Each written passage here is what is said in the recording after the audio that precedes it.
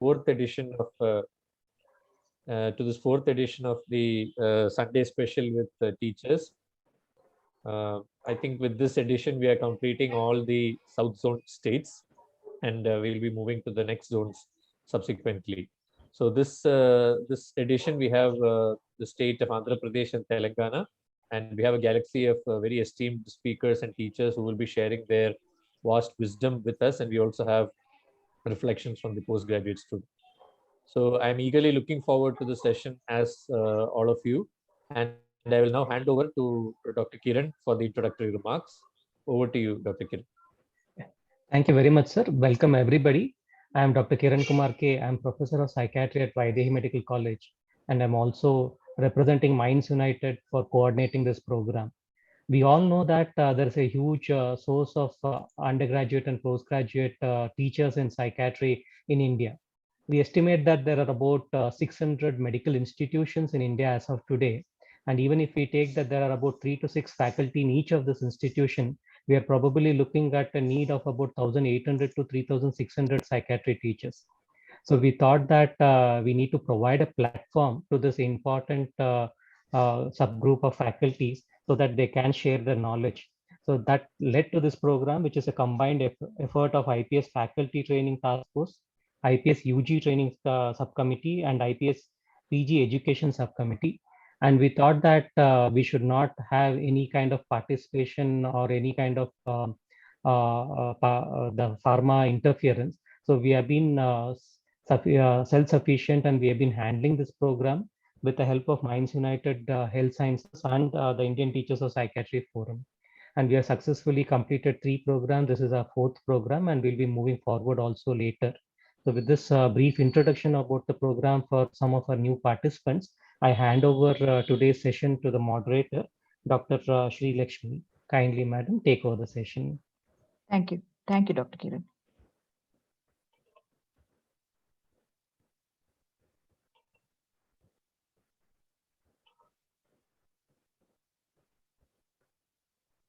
Is everybody able to see my screen? It's visible, madam. Visible. Okay. So at the outset, let me thank the organizers for including the states of AP and Telangana. It's a joint venture from us, and also trusting me to be the moderator. I'm Dr. Sri Lakshmi. I'm an associate professor of psychiatry from Gandhi Medical College in Telangana, Hyderabad. Now, we bring you perspectives from different hospitals. I work with an entirely COVID center now. We do not no longer have a department of psychiatry where all senior faculty has been deputed to supervise the COVID wards, and all our postgraduates are entirely in COVID duties, though they're on call for mental health issues. So it is very challenging. Not only that, do we no longer have access to our undergraduates because colleges are more or less, not running properly, and they're focusing only on the major subjects. Even our postgraduates are facing lots of challenges in how to take this forward. For the last 2 years, we've been a COVID center, so it's been a tremendous challenge for us. So this is a point of view which I bring in. Dr. Suresh Kumar sir brings with him an experience of 30 years.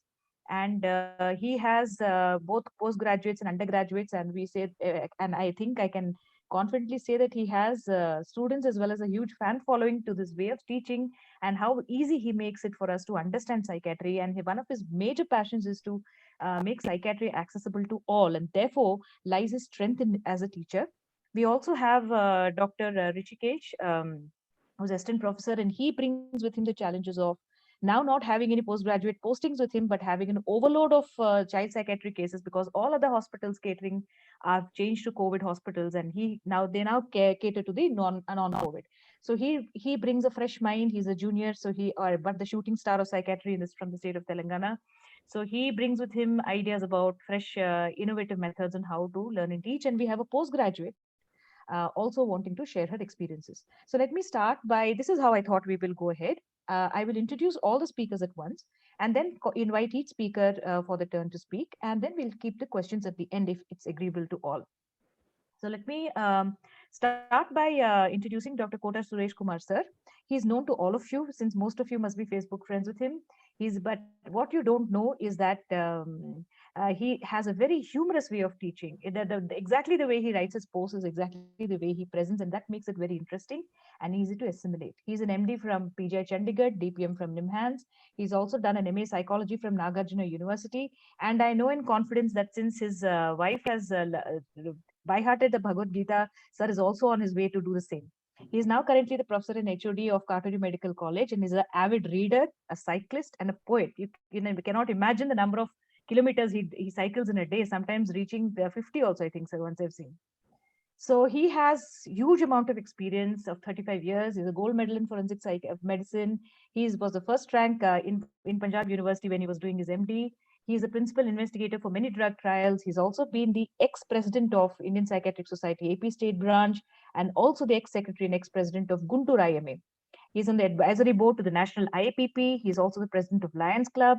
He's chairman Ethics Committee, Shankarai Hospital, Guntur. He's a dean, IMA AP State Medical Specialties, IPS, and it goes on and on. So any webinar you open these days, Suresh Kumar sir is there and is sharing his knowledge, and we have thoroughly enjoyed each one of them. So welcome you, sir, and we're hoping to learn a lot from you. Thank you, ma'am. As I fondly call him, our hero of psychiatry, Dr. Rishikesh, and I take the liberty because he's my student also. And he's an MBBS, he's a DCH, he's an avid child psychiatrist. He's assistant professor in child psychiatry in the government hospital, Nilufar Hospital, which is the largest hospital in a tertiary care referral center in the state of Telangana. He did his MBBS at Gandhi Hospital. He did his diploma in child health again at Gandhi Hospital, served as a pediatrician first for 6 years, and then he did his psychiatry. And currently working as an assistant professor, as I said. He conducts numerous workshops and makes teaching and learning very easy. And he was also awarded as a young speaker from Indian Psychiatric Society. And his special areas of interest is child psychiatry, but not only is he a very good teacher, he is also the state level cricket player for various teams. And usually you see him with a smile on his face and lifting the cup often wherever he plays. We have Dr. Maitri with us, who's a postgraduate final year under Dr. Suresh Kumar sir. She's an MBBS from Bhaskar Medical College in Hyderabad, and she's a gold medal in physiology and forensic medicine, which means that she also is an avid student and also wants to share her challenges during the COVID times and how learning and teaching can be modified to suit their needs. So I invite Suresh Kumar sir to share his presentation, which is titled Unique Shared Learning and Teaching Experiences of the Last 30 Years. Sir. Good morning, everyone. Thank you for the nice introduction, madam. And hope I live up to your expectations. And good morning, all others. In fact, today we just have one day before we conducted Guru Purnima. Everybody is remembering the Gurus, and it is very apt that we are conducting this teachers program today, just 24 hours after the Guru Purnima. And though the topic was a little different, I thought I will share my experiences, clinical experiences, as well as what gurus are supposed to be, what qualities should guru possess to teach the people and to teach the teachers, pupils. And this is more for the teaching the teachers. In fact, in medical education, I have done the same thing. And so here, as we see, knowledge is a familiarity of awareness or understanding or such facts as information, descriptions, or skills that have been acquired. Knowledge is really about facts and ideas that we acquire through study, research, investigation, observation, and also experience. But wisdom differs. People who have knowledge need not be having wisdom. Wisdom is the ability to discern and judge which aspects of the knowledge are true, right, lasting, and applicable to our life.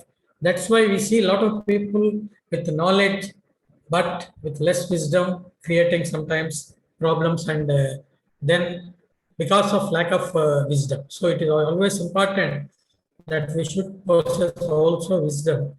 And knowledge is power, and wisdom is the one which shows how to utilize the power in a proper way.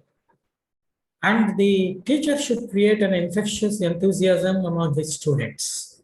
They should immediately be enthusiastic in attending the classes. And maybe people need to remember respect is all about, and remember that in its most basic form, it applies to everyone. because you are a professor or a HOD, you can't disrespect your students and expect respect to you. It should be a mutual one.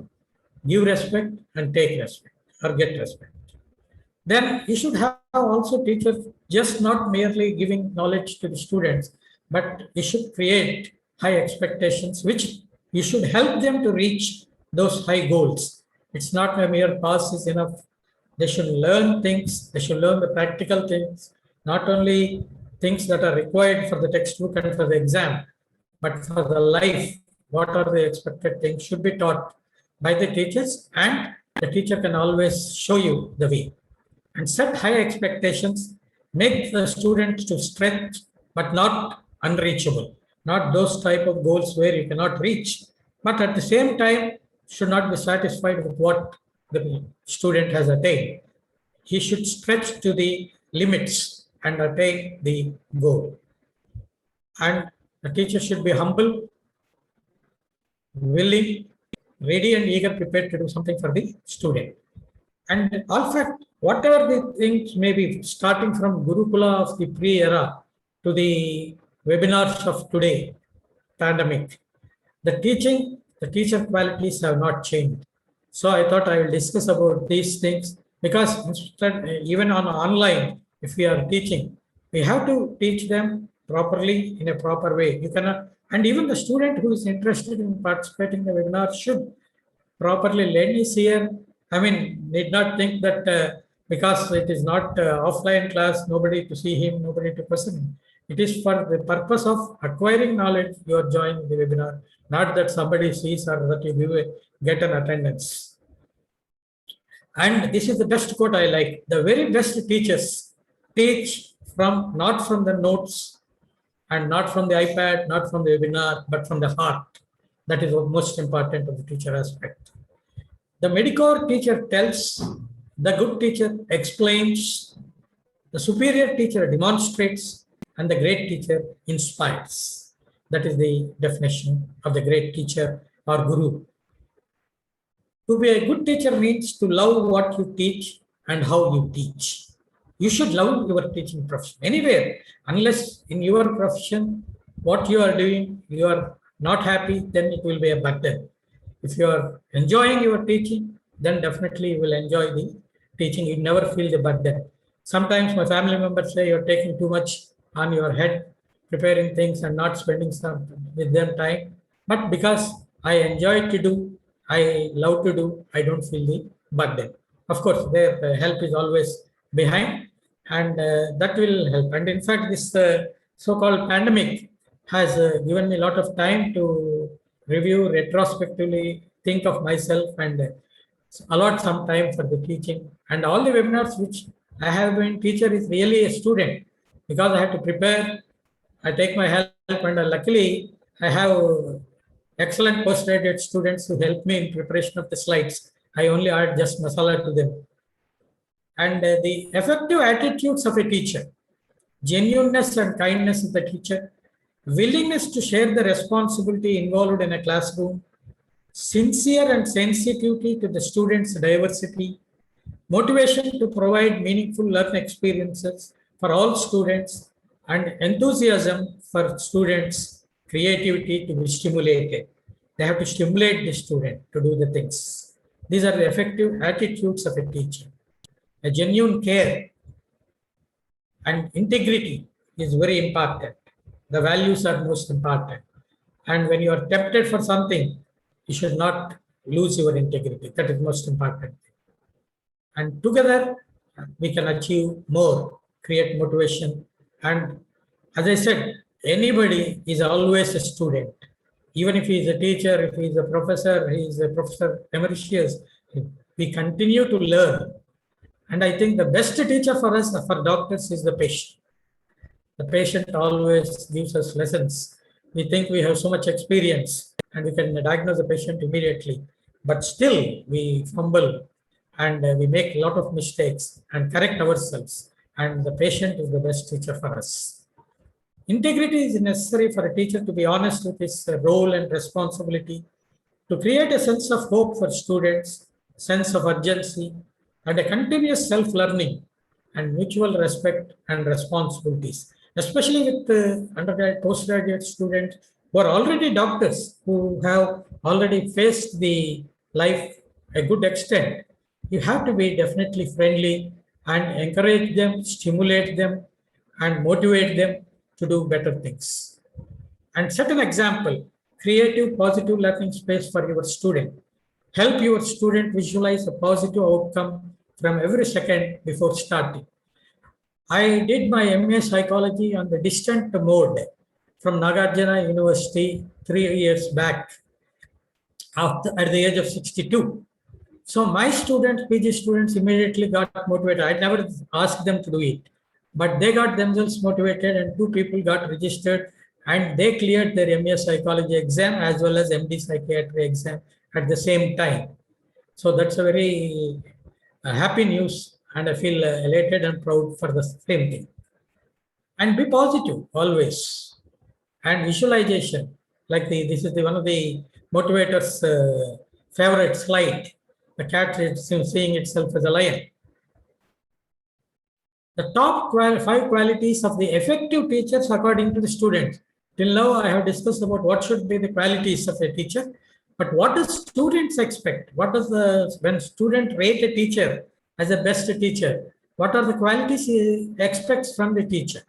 The ability to develop relationship with their students, patient, caring, and kind personality, knowledge of learners, dedication to teaching, and engaging students in learning. And I put my namaskarams to my teachers at Nimhans, Bangalore. From each one I have learned.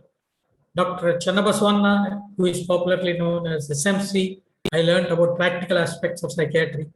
Dr. K.N. Srinivasan, KNS, who is popular, he has showed me how to diagnose, spot diagnosis, and work fastly. Dr. N. Janaki Ramaya, his OPD was always full busy, almost 100, 150 OPD, and he showed us how to clear the people very fastly without making any mistakes. Dr. P.S. Gopinath, who was one of the doyen of rehabilitation, and Dr. Raghuram, who is even very active now, and as Madam Srilakshmi says in Facebook, he continues to stimulate us with his photography, with his comments, with his beautiful English. So we always continuously learn from them. And my teachers at PGI Chandigarh, Professor V.K. Verma, who was the doyen of psychotherapy, and he was teaching us psychotherapy during those days, 3 decades back. We used to work up with the patient and present the material to the total group, and V.K. Verma ji was interpreting these things. Professor Parmanand Kulhara was my guide for positive and negative symptoms of schizophrenia, which was published in various international journals. And at that time, when I joined MD Chandigarh, I joined in Punjab University seat, which was MD. It was MD from Chandigarh, but we were not paid any emoluments. And at that time, P.K. Kulhara Sahab realized my difficulties. A person who has come with his wife and settling there to study, he gave me a research post in ICMR research, St. Butendol project, where I could get a little more than what my PGI colleagues was getting. And thanks to him, and that was the days how gurus were taking our own interests also into consideration, and probably 10% of that has been rubbed on me. Begins class promptly in a well-organized way. These are qualities. Treat students with respect and caring. Provide the significance and importance of information. Clear expectations, attention, active handouts to the students, instructional techniques, clear specific expectations for assignments, and etc. are the good qualities of teachers. Using non-verbal behavior, gestures, walking around, eye-to-eye contact, presenting himself in a class as a real people, focusing on the class objects and does not get sidetracked, using feedback from students and reflecting on his own teaching to improve his teaching skills. That is most important thing. Together we can achieve more, think positive, talk positive, feel positive. And lateral thinking is also another important aspect which I would stress. Emotional intelligence is very important. I have seen few of my students who have been topmost gold medalists in their exam were failures in private practice or as a teachers because they lacked social coefficient, social intelligence. So lateral thinking, out of box thinking, or thinking of alternatives, focus, challenge, random entry, provocation and movement, harvesting things. These are very important when we see. For example, you are driving down the road in your car on a wild stormy night, and when you pass by a bus stop, you see three people waiting for the bus. One, an old lady who looks as if she is about to die, an old friend who once saved your life, and the perfect partner you have been dreaming about. But there is only space for one passenger. Whom would you choose? So the lateral answer is, I would get down, the person who is driving the car would get down and ask his friend to take the old woman to the hospital in the car, and I would spend with the lady whom I have been dreaming in the stormy night and take her home. That is the thing the lateral thinking says. So this was coined by Edward D. Bonos, and a traditional logical thinking is vertical, while deliberate, focused thinking, jumping, generating ideas. It might not fit into a particular thing, but provokes ideas, does not have to be correct at every stage like a vertical thinking.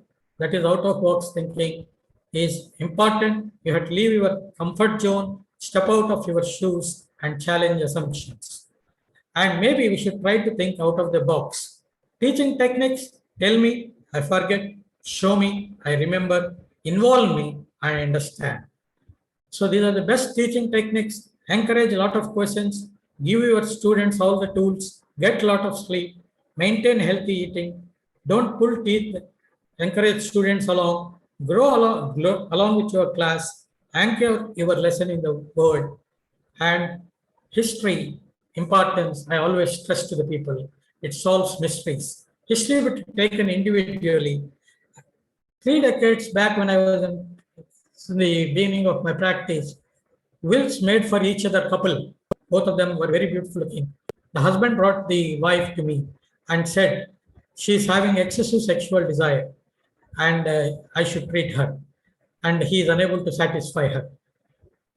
The good thing is I interviewed the persons both separately, and the wives, when I interviewed separately, she said, he is unnecessarily suspecting me of having illicit relations. And then I told him that I am giving some vitamins to improve his potentiality and some drugs to his wife, which are just vitamins, because diagnosis was a paranoid psychosis of the husband. But a week later, the wife was brought with extrapyramidal side effects. I prescribed her vitamins and she came with extrapyramidal side effects. What happened in between was the engineer took his wife to a senior psychiatrist whom I respect a lot. But because of lack of time or whatever it is, he interviewed both of them in a combined room, and he repeated that she has excessive sexual desire. And then the wife agreed for it because he threatened her outside to accept it. And then the therapist gave some antipsychotics to her. And that's how she developed the extrapyramidal side effects. Why I'm giving this quote is, you should always talk to the patient separately and informant separately, at least at the initial time when we are not diagnosing. History is very important to us. And alcoholic disulfiram. I had one patient who, I'm just giving my anecdotes, sharing my patient feelings, which sometimes appear to me silly, sometimes I learn from them. I gave one patient disulfiram, explained the consequences of consuming alcohol while on disulfiram, and he was repeatedly coming for disulfiram and asking for more and more disulfiram. When I inquired, he said, when I take disulfiram and have alcohol, I feel the kick. I get the kick. I get the most happy mood. I don't know how it happened and what is the mechanism behind. This was one of the person who still I remember and quote it. And there was one Muslim patient. Why I was mentioning Muslim, this minority community people, they are so much attached to the therapist. They bring so many people if they are pleased. They are happy with our treatment. But at the same time, they get angry and annoy us if there is some problem. So the one parents brought him, the young boy, with alcoholic addiction, and I said he had to be admitted, and he developed delirium tremens and confusion, which was confounded. And it didn't subside in spite of lorazepam, intravenous, thiamine, and other things. The DT prolonged for more than a week. That is what we call as protracted delirium, which occurs in few cases.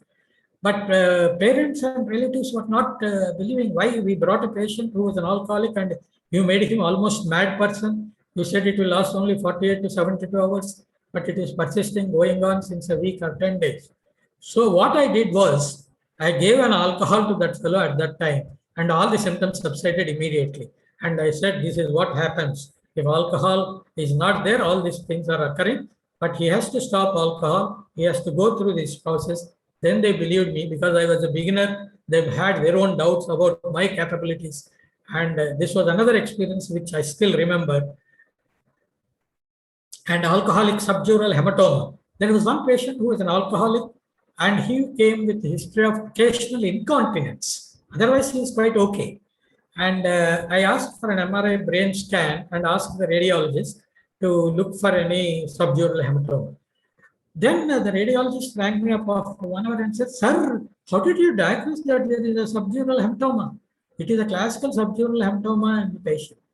So he was so surprised. He was thinking psychiatrist doesn't know anything except emotional counseling and other things. So he was very happy to see that.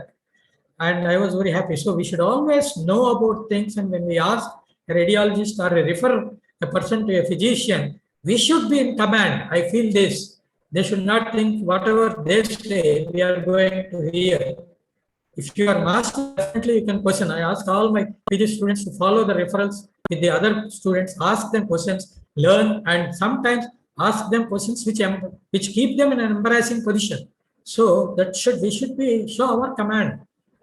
And one patient who had definite clear-cut episodic behavioral abnormalities. I made a diagnosis of temporal lobe epilepsy. The aura was also classical. EEG showed non-specific EEG abnormalities in the temporal lobe. And when I showed it to the neurologist, he also agreed. And then I started him on carbamazepine at that time. And he recovered, but later it continued to persist. Episodicity didn't last, and then it became a continuous illness. And I had to treat him as a schizophrenic illness. And he's still on my treatment. And whenever he tries to reduce his dose of medication of antipsychotics, there is a minor relapse. So sometimes, in spite of all the things, we might put our foot in the soup. So we have to always be careful. And there was recently, just 2-3 years back, when I was working at an NRI, when I started on mood stabilizer lithium, the patient had developed transverse myelitis symptoms. And I didn't. I'm not ashamed. I accept my insufficiency. At that time, I didn't know that lithium causes myelitis and transverse myelitis type of symptoms. Then neurologist said it is transverse myelitis, porrhea lithium induced. And then when I checked up, it was there. And then I stopped lithium. Slowly he recovered completely. So we have to go on. This is a learning process, continuous process. Never be ashamed of accepting your own deficiency. And you can't master. The education is so much. The textbooks are so much. So you cannot master things. And always be prepared that you are deficient in some things and try to correct themselves. And another important patient, one lady patient who had suffering, hysterical conversion, paralysis. Then I had to do a pentothal interview because she didn't come out with things. Then in pentothal interview, she came out with a stress. And then her paralysis recovered completely. She was quite all right. Then 3-4 years later, again, she came and said, "Sir, will you give me that injection which you gave when I had paralysis?" I asked, "Why are you saying so?" She said, "You gave that injection and my amenorrhea problem solved completely. For last 4 years, I don't have any menstrual disturbances. So now I am still having, so you give me pentothal." So I learned a new thing that pentothal is useful in menstrual disturbances. Of course, I refer the textbooks and the Google. It's not there, but somehow that patient felt that it is because of pentothal that our menstrual disturbances were solved. And in the beginning of my practice, when I ausculted a young lady who had severe anxiety neurosis, She asked, why are you auscultating? You can hear my problem. And another senior psychiatrist never auscultated when I consulted him. I said, even if you're a psychiatric patient, you have a heart and brain and lungs, and we have to look for them, any side effects and other things. But again, the cycle has turned back. Now today, because of the corona, even if patient is there, I don't auscultate unless it is 100% must. So we are back to the cycle where we are not examining the patients except for outstretching the hands and seeing the tremor and describing the things. And thank you. I just wanted to share my few experiences. Thank you very much. Thank you, the management. Thank you, Professor Sri Lakshmi Madam, for giving me the opportunity. Thank you very much. And thanks for the postgraduate students who have prepared these slides and made my job very easy. Thanks you a lot. Thank you, sir. Thank you so much, sir. You have indeed shown to us that it is a person who is a good teacher is one who learns and evolves over time, and that learning never stops. And therefore, all of us should keep an open mind, and such a wonderful examples from you. Thank you so much once again. Thank you, madam. Thank you. Can I invite Dr. Rishikesh to share his screen and start his presentation, please?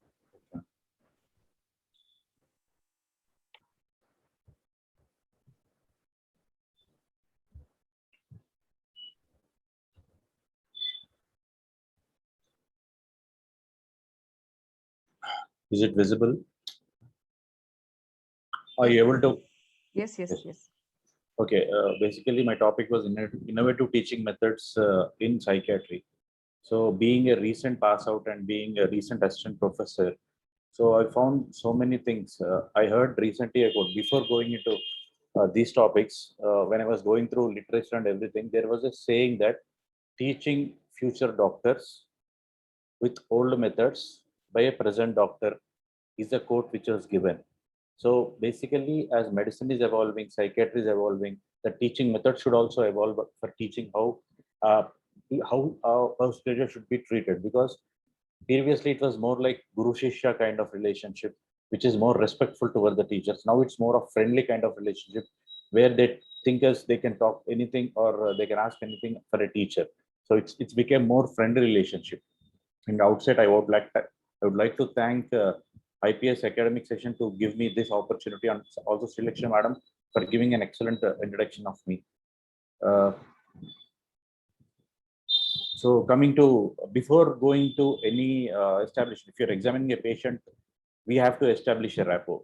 So this is primary thing to teach a student also, we have to establish a rapport with the student. So how to establish a rapport?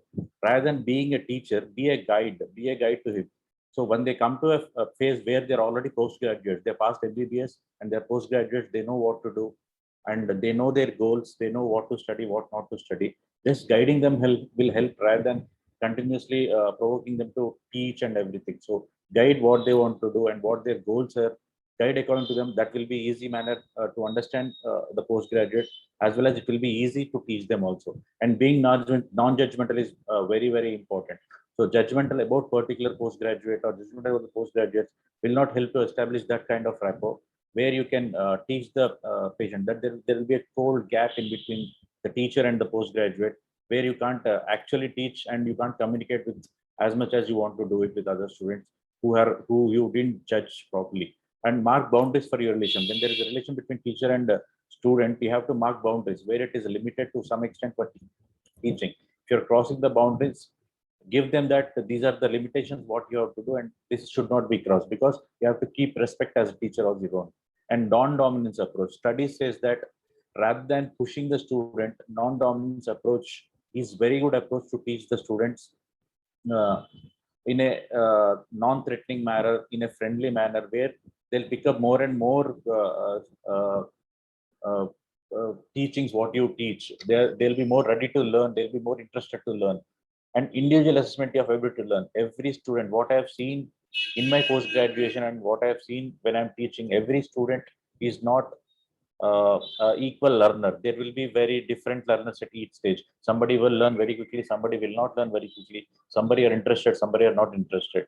But at the post-graduation level, they know what to do. So individual assessment of abilities will help you to make a proper training program for that particular student, to help them, especially the students who are lacking behind. If you design a program for them, how to teach, how to make them ready, probably to help you to understand the postgraduate more and teach him in a very good manner. And reward learning. This is as such in psychiatry, we do it, reward learning, in especially in child psychiatry. This will help a lot in doing. I learned this behavior from my senior colleagues at Dr. Srilakshmi Madam. Whenever I used to do mistakes also, she used to encourage me. There is nothing like that. You have did well, go on doing it. So it's kind of encouraging words and giving some rewards. When I was doing my post-graduation, first post-graduation at DCH, I used to get a lot of t-shirts from my teachers because of my working. So that encouraged me to do more and more work. So wherever they go to conference, they get some t-shirts. They used to hand over it to me, saying that as a gift for your work. So that encouraged me to do more and more works. So reward learning will be much better option for postgraduates, giving not only giving some tokens or giving some appreciation, at least words will help to improve their performance. And timely evaluation of progress, how they are progressing the situation. You have started at one point and how they are progressing, and timely evaluation will also help either by examination or by communication. You can timely assess the postgraduate whether they are able to pick up what you are saying, they're able to improve in performance or not. And encouraging ideas. This one thing I usually uh, ask my postgrad. Whenever postgrad comes to my peripheral posting, my first question is not how I teach. I ask them what you want to do, how you want to go about your teaching. So they have their ideas of teaching. They want to learn to child psychiatry in this particular manner. So in this particular manner, I sit with them and prepare a chart and idea what to do and what not to do. So based on that, encouraging their ideas will help them to uh, keep in touch with the teacher, and they also feel that the teacher is including us in learning process, so they'll have more enthusiasm to learn. And positive criticism, this always helps to improve the performance of the postgraduate, where you have to make the criticism in such a way that it will not hurt on a personal manner, or it will not comment on more negative comments. There should one more negative comment should not be there.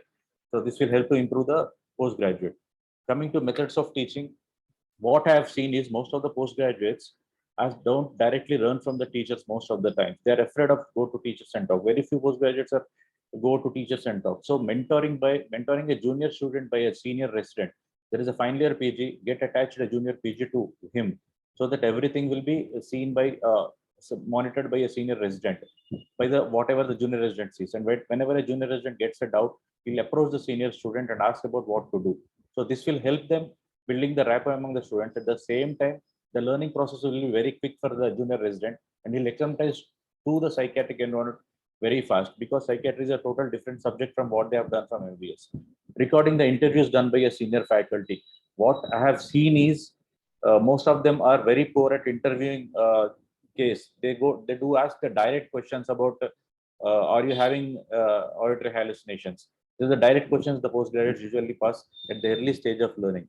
If you record interviews by senior faculty who are good at interviews, or and use them as a learning aid for the juniors who are starting their profession as a postgraduate, will help them to pick up clues how to do an interview of the psychiatric patient, because it itself gives a basic diagnosis, and the history as such is very important in psychiatric diagnosis. If you allow them to do a proper interview, probably that will help them for more and more learning process. So case-based learning. So in psychiatry, what is a big problem is every case is different. Every case is present with different complaints, especially in child psychiatry. So the presentation will be different for the same diagnosis. So individual case-based learning is very important to teach for that particular case what you want to do, what you have to approach for that particular case, what is the treatment, what are the options you have, how you go about it. So case-based learning will help them to uh, uh, approach in a proper manner. If they go into practice, future practice also, this will be in their mind.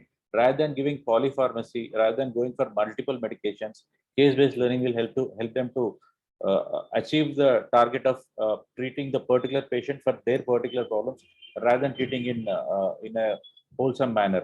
And for this, I have an example like autism. If there is an autism kid, so for every autism kid, the common therapies we go for OT and speech therapy or ABA. These are the common therapies we usually do.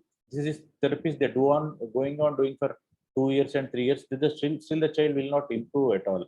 So the point is here, every autistic kid is very different and their presentations are very different. So timely you have to assess the child and again have to do a particular assessment where it gives you a clue which domain the child has improved, which domain the child did not improve. From that point, you can actually make a plan of treatment for the child, what has to be done to the child. Either it is increasing OT or increasing ABA or increasing speech therapy or decreasing some of behaviors or adding some of the behavior which help the child to improve his skills and come out of the autism. And teaching psychological assessments and therapies. This one thing is lacking in postgraduate education. They read psychology, they read assessments, but they're not applying it properly.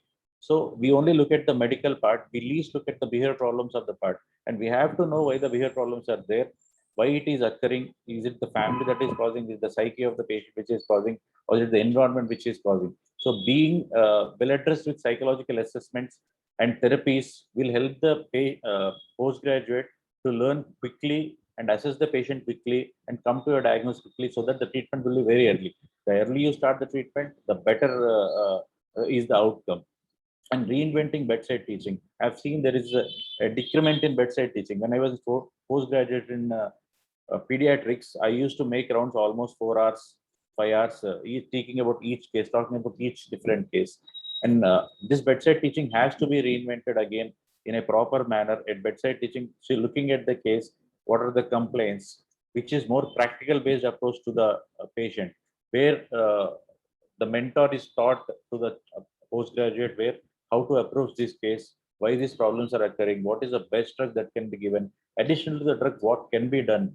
If it is family, something is his family's expressed emotions are causing him relapse, educating the family about the illness parts a major role than your medication. So all these things are learned by reinventing the bedside techniques. When you see the patient at the bedside, then it will be very useful for the postgraduates also.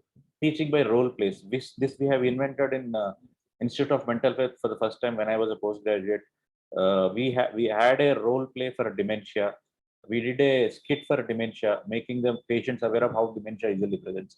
At the same time, being a junior student and senior student, making a senior student as a patient and junior student as a doctor, we can actually make an interview virtually, fake interview or something like that in role plays, where they can actually interview and we can know the flaws, what they're going on. At the same point, we can correct the postgraduate, what should not be asked to the patient, what should not be, question should not be very direct to the patient, so that you will get the answers, but you'll not able to do a proper diagnosis. And movie analysis, this is one thing which I'm very interested. We do it in Hyderabad, which is done by Dr. Raghuveer. I'm very interested in movie analysis. So showing a movie or asking the postgraduate look at the movie, from that assessing the each character, why this character has behaved like that. It may not be a psychiatric movie, it can be a normal movie also. So this makes the postgraduate to learn the normal behaviors also, so that every patient walking into the clinic will not be having a problem. So you have to assess whether it is a normal behavior or abnormal behavior. To assess this movie analysis helps a lot. Lot of inputs can be get from this movie analysis, and every postgraduate will have different inputs for one character. So all these inputs gathered together, you get a lot of information, and this makes them learn very quickly and gives an interest rather than the daily boredom kind of things of teaching on PPT lectures, which is continuously going on. That will be going on, but most of the students will not listen to half of the part of it. So what I've seen. So movie analysis, imparting movie analysis and educating the postgraduates is a kind of newer phenomena, which will help the postgraduates to indulge in more and more teaching programs, and they have get ideas from that, and they can themselves do this rather than doing it by the teacher. They can, one of the mentor can be given, one of the postgraduate can be given this movie analysis and ask the other postgraduates to analyze and discuss in the class.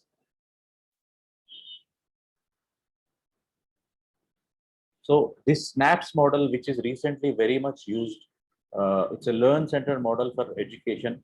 Basically, most of the times it is for outpatient education where you have to do it very fast. So there are 6 steps, and SNAPS is the mnemonic of these six steps. which is now recently vogue in Western countries, and it is also published in British Medical Journal. And see, they are studied. Multiple studies were done comparing with normal teaching with SNAPS, and the output with SNAPS is found to be very good. Actually, that's why the SNAPS model, what I thought was, will pick up at this thing, and can we apply it at our institute so that the PGs will learn it very quickly. What is SNAPS? S is about summarizing the history and findings. The summarizing the history of findings is whatever the patient has, whatever the postgraduate has seen as a history, it should be summarized. It should not be very lengthy summary. It should be concise to very small, not more than 3 minutes.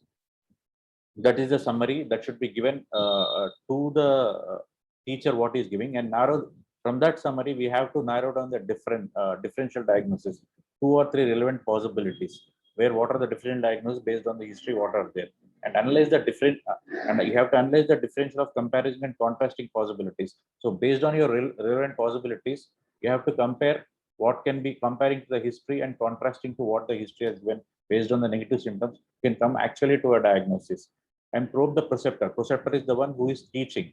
Rather than we asking the questions to postgraduates, there will be a lot of doubts to the postgraduates about the case he has taken. Though he understands everything, especially in first 2 years of his teaching training program, he has a lot of doubts why this behavior has come, why it is not occurring. So rather than the teacher asking the questions to the postgraduate will ask the teacher about uncertainties what are present and what are the difficulties when he did an interview, and are there any alternative approaches to do assessment in difficult cases. So where the preceptor is or the teacher is more experienced in seeing the cases, you are more experienced, he has some clues how to analyze this patient. When these clues are given to the postgraduates at the bedside teaching, it will help them to pick up the points very easily, so that they learn very quickly and they can implement in their practice, so that they don't miss the cases and they diagnose it very early. And plan management for the medical issues. So there will be some of the medical issues can be associated with psychiatry and psychiatric issues, and we have to have an actual plan as per the summary, because every patient will not work with this, every patient will not be treated with the same antipsychotic or same antidepressant or same mood stabilizer. Based on the patient's profile, it depends on so many things: family, genetics, the severity of the illness, even the financial state of the family, and where they are coming from, rural or urban. All these things have to be kept in mind, and whether he is studying or not studying, whether he is active in education or not, all this should be kept in mind before starting a drug. If you plan management according to the case-based learning, that will be more practical-based approach, so that the patient postgraduate will learn in a better way, and he will try to implement in future practice, which will help for more better outcomes for the patient. And select case-related issues and self-directed learning. So if you're taking a case, after diagnosing a case, there will be so many other things we have to do it for a case, like picking up a drug, what drug should be kept to the patient for this particular patient, which will help more without most of the side effects. At the same time, if the patient, you're planning for a patient's treatment, you know what is the diagnosis and how many months you have to treat the patient, and how the drug should be given, how the drug should be increased as per without side effects, and how long the treatment should go on. So these all things should be planned based on that case. And at the same time, any therapies can be done to the patient, or family can be involved in the group. All these are can be done in this last, based on that case, particularly based on that case. This all helps to do in a proper stepwise manner and to diagnose a case, and helps the postgraduates to learn in a stepwise manner rather than random ups and downs in the cases. So proper stepwise manner will help for better outcome, better treatment, and easy learning for the postgraduate. This was the model most successful used in outpatient department rather than the IP cases when there is short time period. So from this, after this, probably I would like to end this by saying thank you for my all teachers for giving this amount of perception which I have right now for teaching and outward towards the postgraduates. Sri Lakshmi Madam especially, I thank you for being besides me everywhere, where encouraged me in teaching, how to teach about, how to go about. What are the qualities I picked up, for most of the qualities are from you, madam. Being a good friend to a student will help a lot. What I have learned is that Being a student rather than a teacher, guide can be a better word. Whenever I come, I'm not a teacher, I'm a guide. So you ask, I'll tell you. Thank you so much, and thanks for the opportunity. Thank you, Rishi. That's a lot of praise. Thank you. So I agree with Dr. Rishikesh in the sense that criticism, positive reinforcement always works better because these are adult learners and not children anymore. And recently we've been trained also to give sandwich method of appreciation, where you put where you say, oh, you've done a very good job, but you think you could do it a little different like this. So you start with a positive word and then you include what you want to say. It goes in better rather than saying that, you did a very bad job. So that is one thing that I try to apply, and all my students also do, I'm sure. We have a very from my point of view, I have work in a tertiary care hospital for the entire state of Telangana, where the footfall is very heavy, and however, referral to psychiatry in our own study is dismally low to just about 1%. So which means that many of the mental health issues are being unaddressed, and leave alone places where during COVID times when we do not even have a department. So this positive reinforcement of students during COVID, what I felt was brainstorming with them, sitting down with them, and actually empathizing and saying, "Look, I understand you're falling behind and you're worried because because other students are able to study, you're not able to. But I'm there for you. Let us see what do you want from me, and what more can I do for you."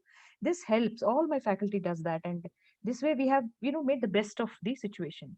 In addition, because for undergraduates, it's only just a few marks in the exam for passing. Hardly anybody shows up for the classes. Also, to keep them interested, my assistant professor has actually come out with very innovative methods.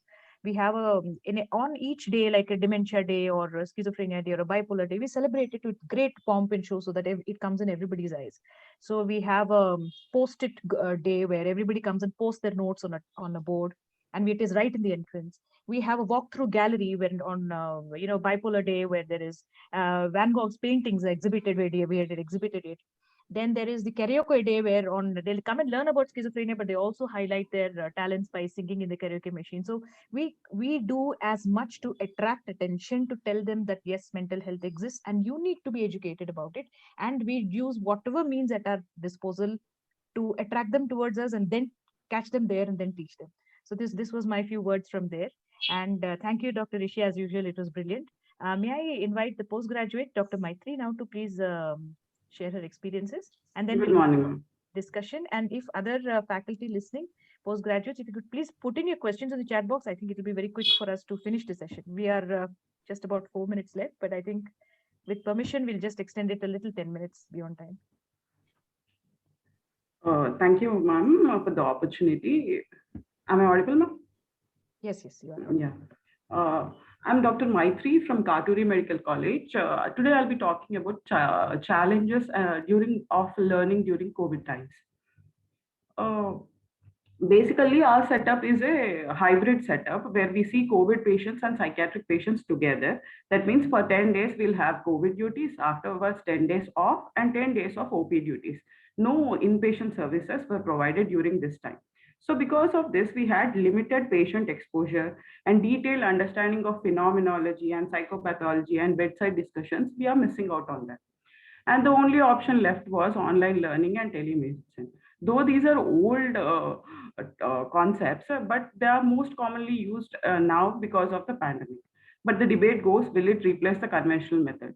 Because of all this, the sufferers can be teachers or students or surgical students. The teachers, because they have to adapt with the new skills, and to reaching out to their students was difficult. And the students, because they are lacking motivation, they are feeling exhausted and they are missing out on many things, the confusion and uncertainty. And the surgical students who have suffered a lot because they are not even having the hands-on skills now. So maybe this is a time from shifting from conventional teaching and to the non-conventional teaching. The begin should start from the teaching itself. So in previous conventional teaching, there used to be seat work, memorization, discussions, lecture. By the end, we learn only by listening and observation. So if we move on to the non-conventional teaching, the more is by computer-assisted teaching, peer assistance, problem-based learning, team-based learning, small group discussions, and flipped classroom projects. What are the pros of e-learning?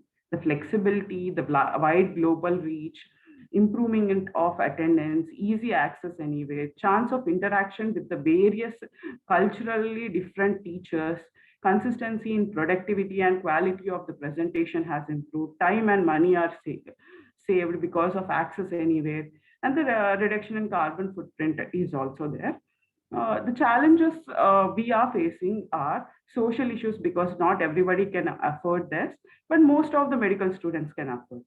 The technical issues, internet issues, pedagogical issues, monotony of these seminars, difficult to sustain motivation, lack of in-person interaction, lack of in-person assessment from our professors, passive pupils during academic sessions, distractions while the session is under process, increased screen time because we have been preparing for the seminar from whole day searching articles by all alone because we don't have help of your colleagues or moderators nearby you. In-person patient exposure is lost because of telepsychiatry consultation. First of all, telepsychiatry in our Indian setup, social settings, not most of the people afford video calling services. Most of them call on phone and explain them, which could not be explained clearly. Without visual cues, we have to do. No examination, physical examination is not done. So there are cons of this. The possible solution.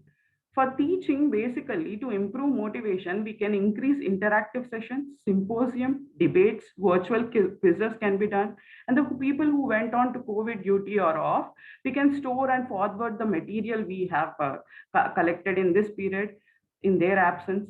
Assignments can be given by the professors in the COVID off period. Feedbacks is given, grading is given. Based on that, our professors used to give us perks, appreciations, and the simulation methods are followed for the clinical missing out.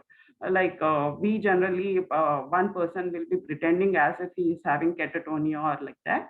That could be learned when you are a first year student. You don't even had exposure of a patient at all. And the virtual skill lab training for the surgical branches. In our setup, we basically follow a pre-assessment before the academic session.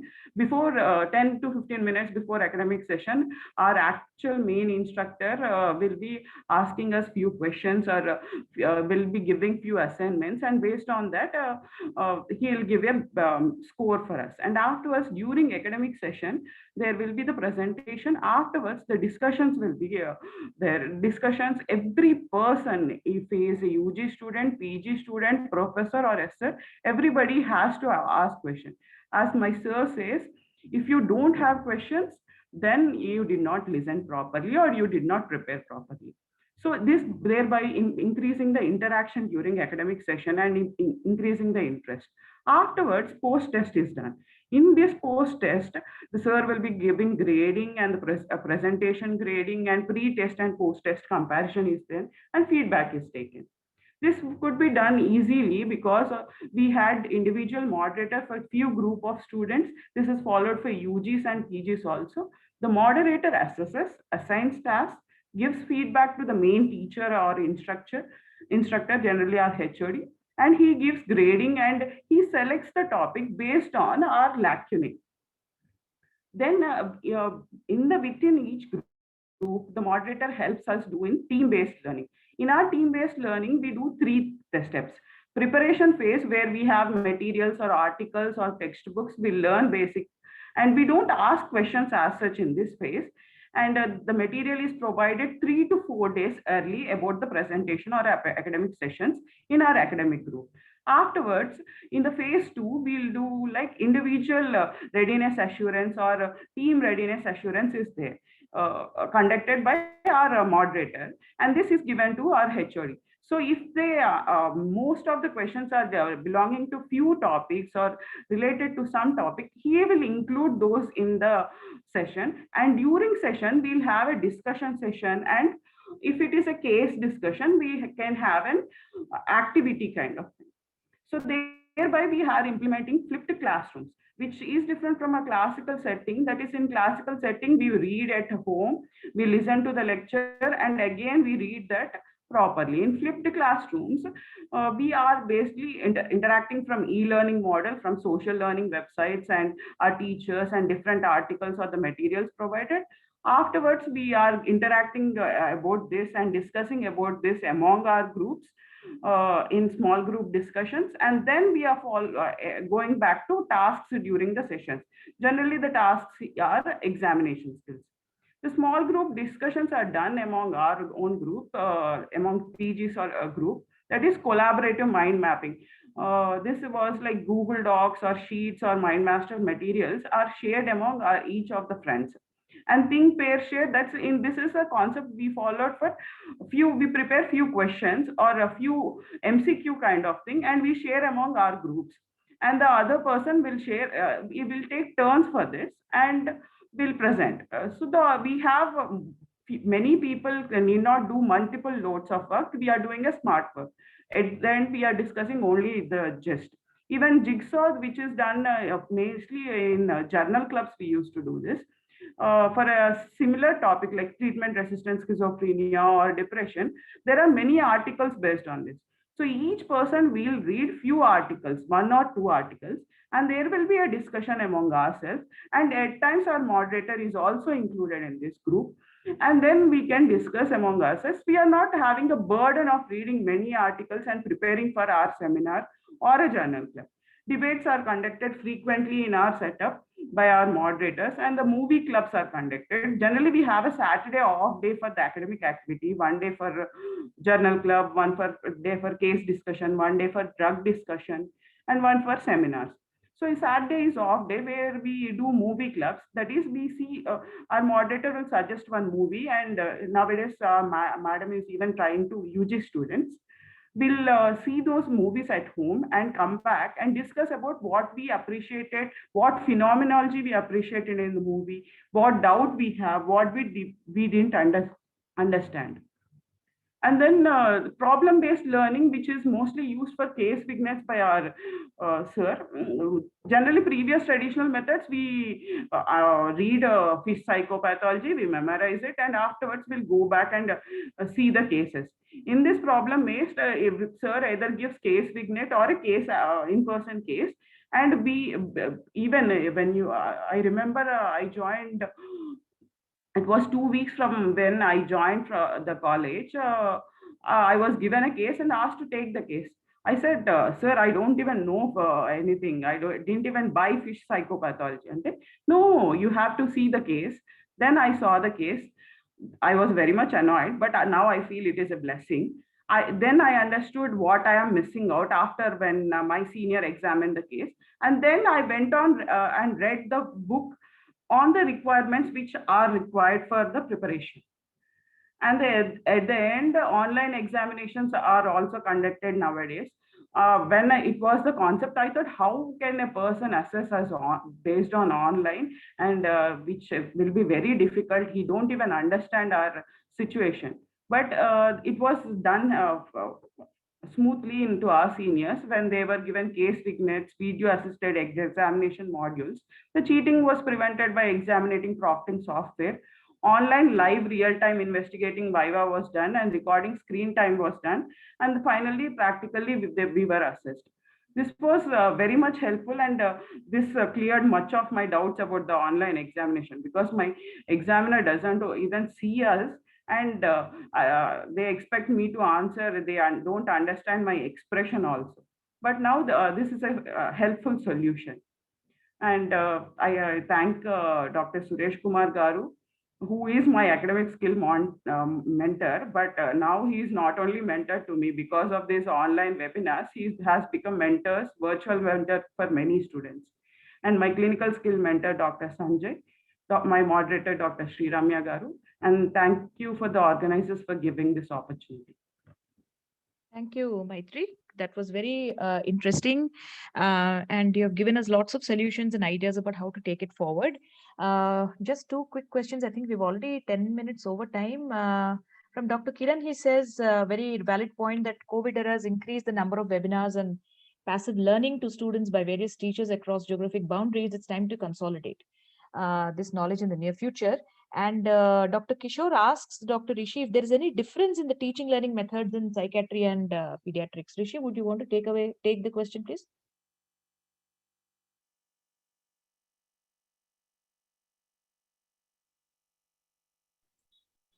Sir, psychiatrist, pediatrics is more clinical based learning. Sir, at bedside teaching, there are particular symptoms which can be diagnosed based on the symptoms. But in psychiatry, there are different presentations of different illness. A typical presentation in pediatrics is very rare, sir.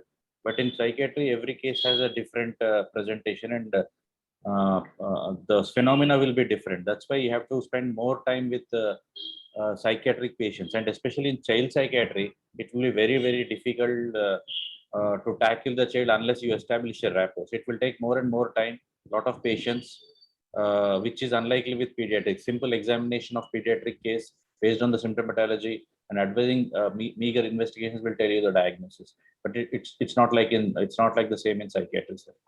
That is a difference I usually found. Thank you, Rishi. Any more questions from the audience? Then otherwise we can wind it up. I think I agree with you, Madam.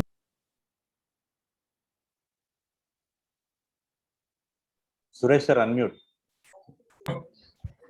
I think I agree with Madam and Rishi sir regarding the telemedicine, not able to completely replace the original offline management, but probably we have an advantage over general medicine, neurologists and cardiologists who can't auscultate or who can't percuss, and we can just hear. I think that way, dermatologist first and psychiatrist next have advantage, and they can do justice up to 80% on telemedicine. Of course, we can't do 100% justice, but still the history can be taken, and we can observe the patient and talk to him. Though every patient is unique, during this pandemic, at least we can do a partial justice. My own impression is in this pandemic, during telemedicine, whether it is organic or non-organic, whether it is neurosis or psychosis, that is what we want to do, and with a short-term treatment, and then we can go in detail and make a diagnosis. The telemedicine purpose is served that.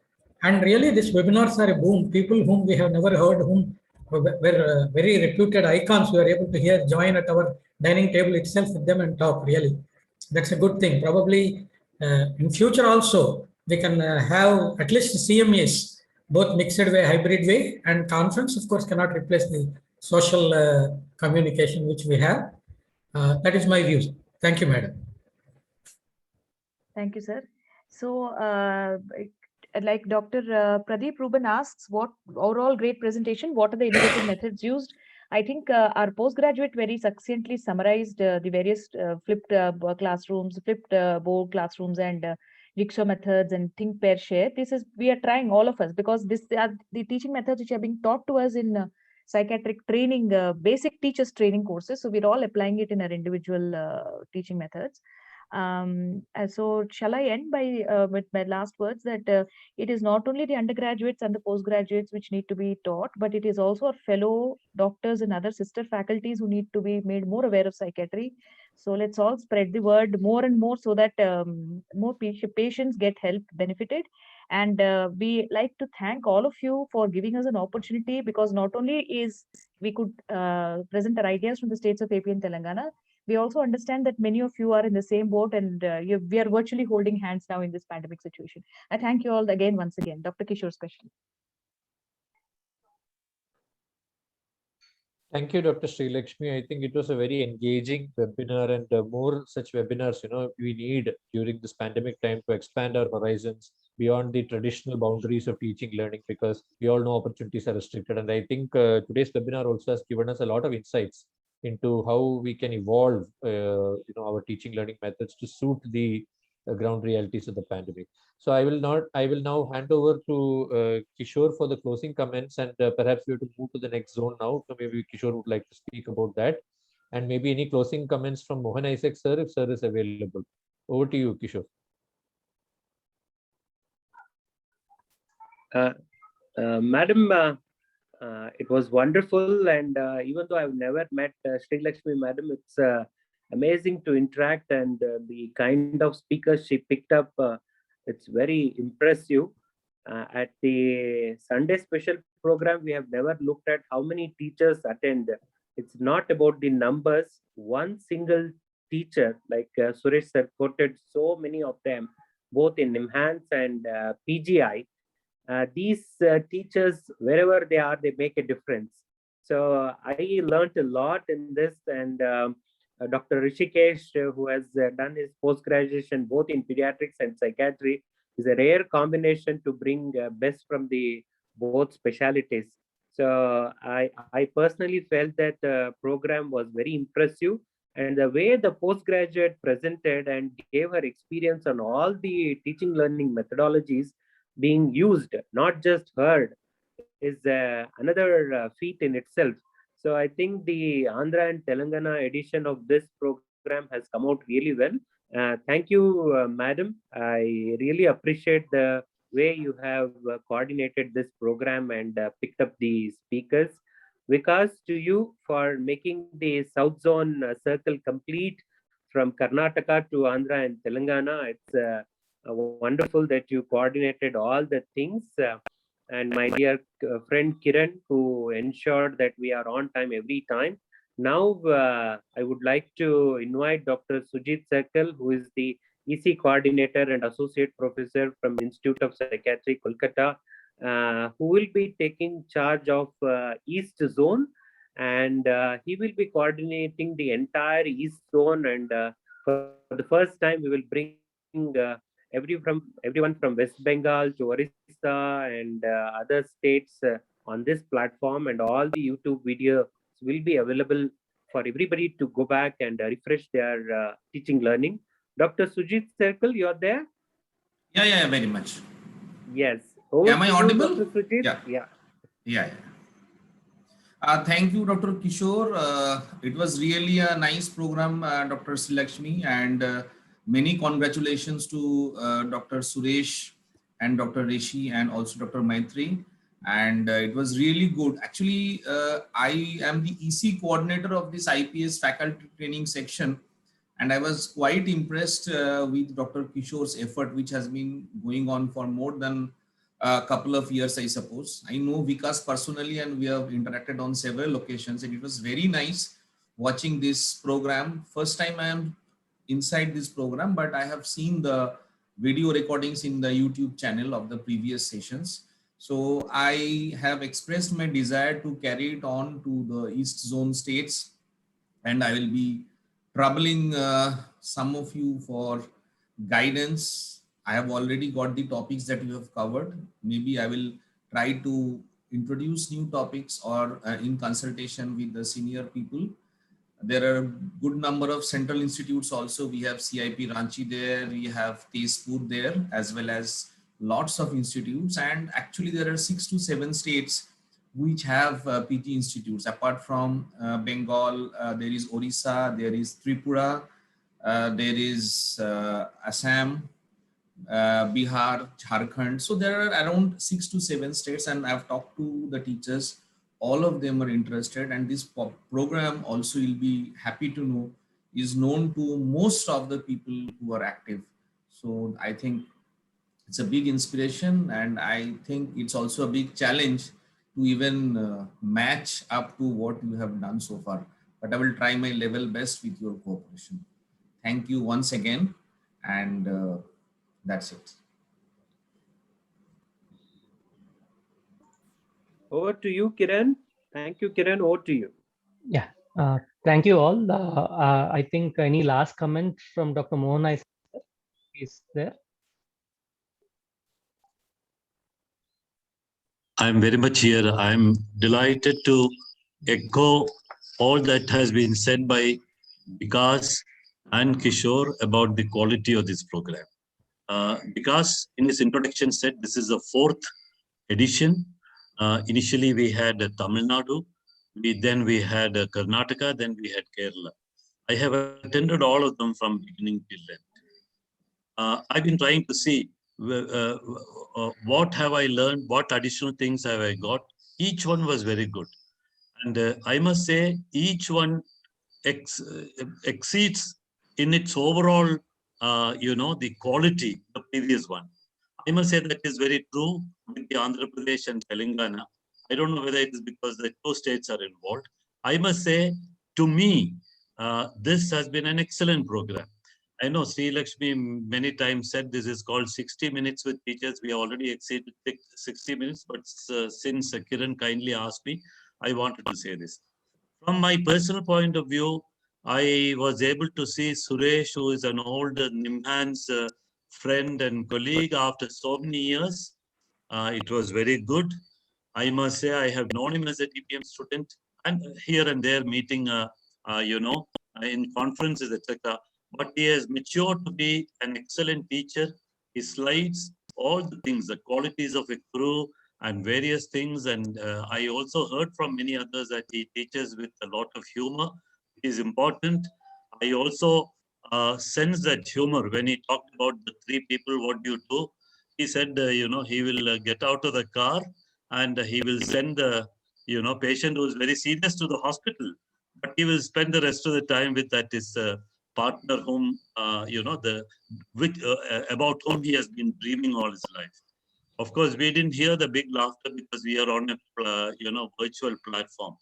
So it's been very good. I want to compliment Sri Lakshmi for, conducting it very well, very mindful of the time.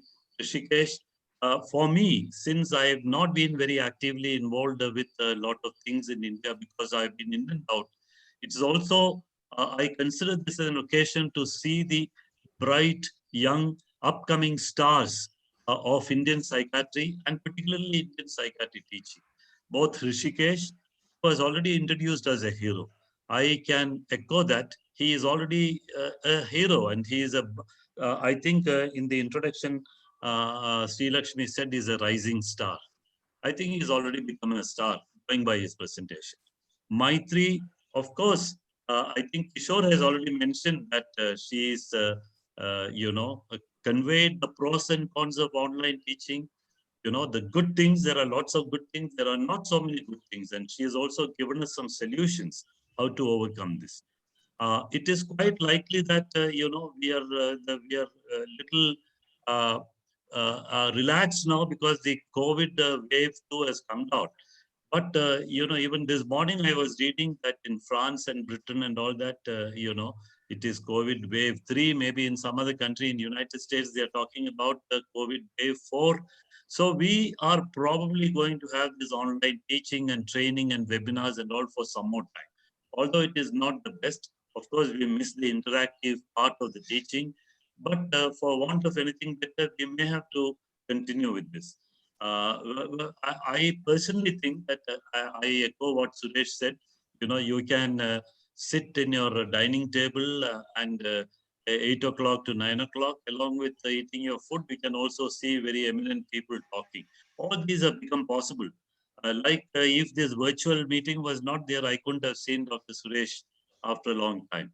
So it's been very good.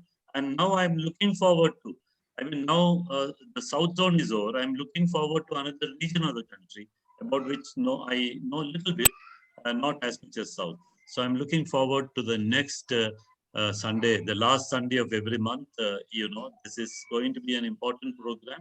And as Kishore said, it is not the numbers, but it is the quality of people who listen. And, the passion for teaching, unless the people who have attended this are, I think, extremely passionate people, because Sunday morning is a time when we all relax and we do other things, household chores, watch a movie, etc., or take the kids out or whatever. I'm saying this because I know Vikas also, spends a lot of time. He has coordinated the South Zone very well. I'm sure the East Zone will follow this. And thank you very much, Kiran, for asking me to say these 2 words. Thank you. Back to you. Thank you, sir. Thank you, Dr. Mohan Isaac, sir. Thank you very much. I am also able to see you and hear your compliments. I am also a student of you, sir. Yeah, very happy. I know that. Very happy to see the Guru. Thank you very much. Thank you all. It's been a wonderful Sunday morning. Thank you for all your efforts. A special thanks for Dr. Vikas for coordinating the South Zone activities. So we'll move forward to Sujit in the next edition.